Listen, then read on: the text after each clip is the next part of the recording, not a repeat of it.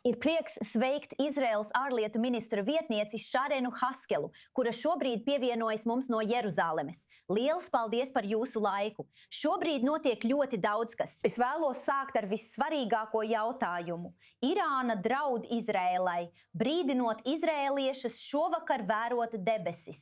Pēc tam, kad Izraēla uzbruka Hezbollah infrastruktūrai Dahijā, kas, protams, bija atbilde uz Hezbollah raķešu apšaudi pret Izraēlu, tas notika arī šodien.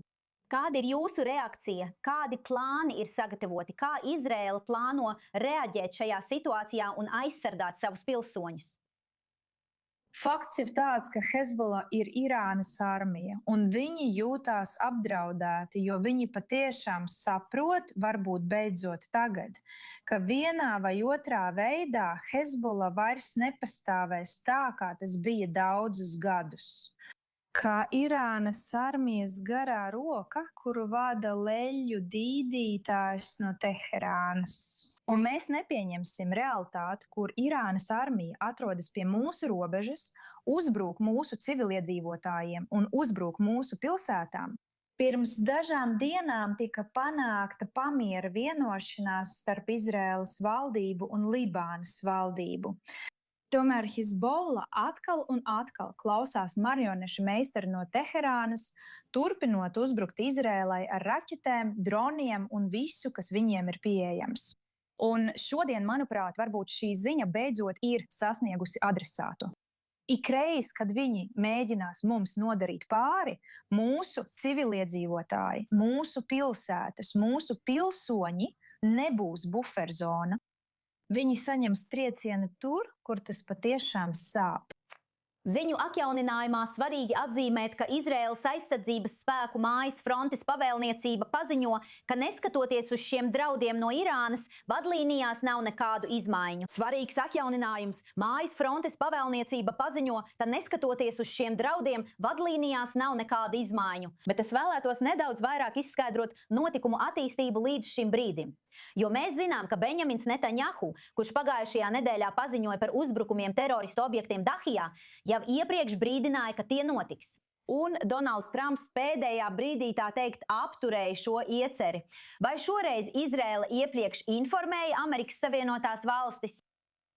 Tad es teikšu tā, skatieties, nav ciešākas sabiedroto saiknes un draudzības par to, kāda ir starp premjerministru Netanjahu un Donaldu Trumpu. Viņi runā pa telefonu vairākas reizes pat dienā. Un neatkarīgi no tā, vai tā ir kritika vai kopīgu mērķu izvirzīšana, tas notiek starp šiem diviem līderiem, nevis mēdīju viļņos. Prezidents Trumps iegulda daudz laika, cenšoties panākt vēsturisku brīdi, kas nozīmēs sadarbību un kopdzīvi starp Izraēlu un Libānu. Šis ir vēsturisks brīdis mums Izrēlā un arī Libānai. Un, ziniet, šīs tikšanās te abiem vēstniekiem tiek vērtētas arī augstākajos Amerikas administrācijas līmeņos ar Marko Rubio vai kādu līdzvērtīgu personu. Tas nozīmē, ka viņi iegulda daudz pūļu sarunās un realitātes veidošanā, kurā mēs varam dzīvot citā nākotnē.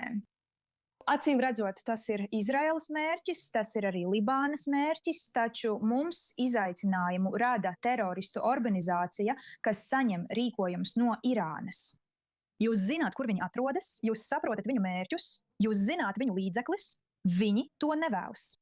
Viņiem miers un stabilitāte ir viņu radikālās, fanātiskās dienas kārtības ienaidnieks.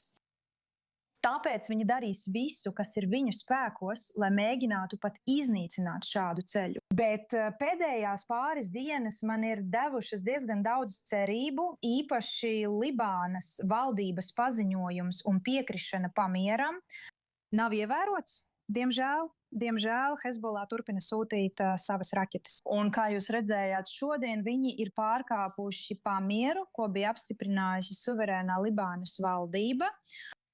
Un, ziniet, kad mēs parakstījām šo pamiera vienošanos, tas bija ļoti labi zināms visām pusēm, un visām pusēm, tostarp Libānas valdībai, tostarp Amerikas Savienotajām valstīm, bija zināms, ka ja Hezbollah pārkāps pamieru, viņi saņems atbildes triecienu.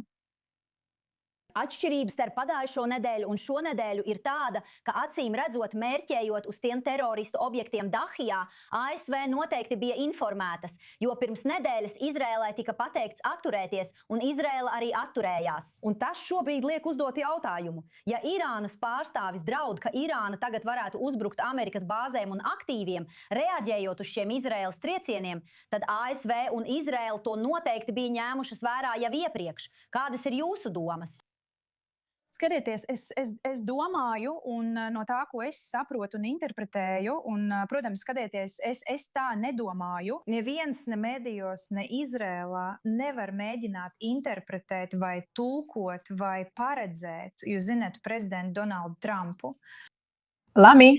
Bet fakts ir tāds, ka pat pirms tam, kad mēs zinājām, ka tuvojamies nopietnai konfrontācijai, prezidents Donalds Trumps vēlējās dot tam vēl vienu iespēju. Un pamatoti, un nav tā, ka premjerministrs Benjamins Netanjahu to negribēja. Labi? Bet arī ar spiedienu no Libānas valdības puses, ziniet, mēs devām tam vēl vienu iespēju. Tas nenozīmē, ka šobrīd viss sabrūk, bet tas nozīmē to, vēstījums Hezbollah ir tāds, ka jebkurā brīdī, kad viņi šaus uz Izraēlu un apdraudēs mūsu civiliedzīvotājus un mūsu pilsētu, viņi saņems atbildes triecienu. Tur, kur tas sāp visvairāk, stratēģiskā Hezbollah punktā. Šobrīd valsts ziemeļos dzīvo civiliedzīvotāji, kuri gaida, kā viss attīstīsies, un dzird šos draudus no Irānas, kamēr mēs runājam. Kāds ir jūsu vēstījums šiem civiliedzīvotājiem? Ko viņiem vajadzētu darīt? Pirmkārt, ziniet, es tur biju tikai pirms dažām dienām ziemeļos, Kirjat Šmonā. Es devos pat uz Golānas augstieni, kamēr notika intensīva bombardēšana arī no Hezbollah puses, un pat nebija trauksmes signālu, pirms mēs dzirdējām šos sprādzienus, lai apmeklētu šo kopienu. Mana sirds ir ar viņiem, un mums ir jāpārliecinās, ka mēs nezaudējam jūtīgumu pret šaušanām, kas notiek katru dienu. Mums ir jārēģē uz katru no tām. Un es vēlos, lai viņi zina, ka es smagi strādāju un cenšos, lai uz visu tiktu reaģēts. Viņi pārdzīvo ļoti, ļoti grūtu laiku. Viņa pilsēta jau 2,5 gadus ir sagrauta un bombardēta. Ziniet, tas ir diezgan biedējoši un satraucoši. Bet realitāte visiem izrēliešiem ir tāda, ka, ņemot vērā situāciju Irānā, pat kamēr mēs runājam, viss var ļoti ātri mainīties. Es domāju, citās Izraēlas daļās viss var izskatīties ļoti mierīgi un pat normāli, bet fakts ir tāds, ka viss var dramatiski mainīties gandrīz katru minūti, kamēr mēs runājam. Eksistenciālais drauds Izrēlai ir pilnīgi skaidri, par to nav šaubu. Ļoti īsi, jūsuprāt, vissvarīgākais jautājums pirms vēlēšanām šī gada oktobrī visticamāk būs drošība. Jūsuprāt, kurš ir vispiemērotākais, lai palīdzētu aizsargāt šīs valsts iedzīvotājus? Skatieties, es jums varu apsolīt vienu lietu. Drošība noteikti būs galvenais jautājums mūsu nākamajās vēlēšanās. Un ir ļoti skaidrs, ka jautājumi par iesaukšanas likumprojektu, kas var apdraudēt mūsu spēju nodrošināt mūsu robežu drošību, arī būs liela daļa no tā. Es varu apsolīt, jūs zinat, Izraēlas civiliedzīvotājiem, ka neatkarīgi no visa es viņiem kalpošu vietā, kur es varu just. Es patiesi varu pārstāvēt un sargāt un aizstāvēt to izrēliešu muguras, kuri ir devuši visvairāk šai valstī un mūsu tautai. Ar kalpošanu, ar drošības dienestu, ar ekonomiku. Un, diemžēl, jūs zināt, pašlaik netiek darīts pietiekami, lai viņus aizsargātu. Jūs zināt, es jau veselu gadu esmu bijusi ļoti skaļa balss. novērsot vervēšanas likumprojektu. Es un vēl 6 mani draugi koalīcijā, lai pārliecinātos, ka šāda veida diskriminācija un, ziniet, kauns, ziniet, un fakts ir tāds, ka, ja tas tiks pieņemts, tas kaitēs mūsu spējai nodrošināt mūsu robežu drošību. Un mēs esam nenogurstoši cīnījušies, lai nodrošinātu, ka šis likumprojekts netiek pieņemts. Un es domāju, ka tas būs vēlēšana centrālais jautājums. Un tas, ko es viņam varu apsolīt, ir tas, ka es būšu vietā, kur varēšu turpināt viņus atbalstīt un sargāt. Liels paldies! Izraēlas ārlietu ministra vietniece Šarena Haskela vienmēr novērtēja jūsu laiku un ieskatus. Paldies, ka bijāt kopā ar mums raidījumā. Liels paldies! Lai jums veicas!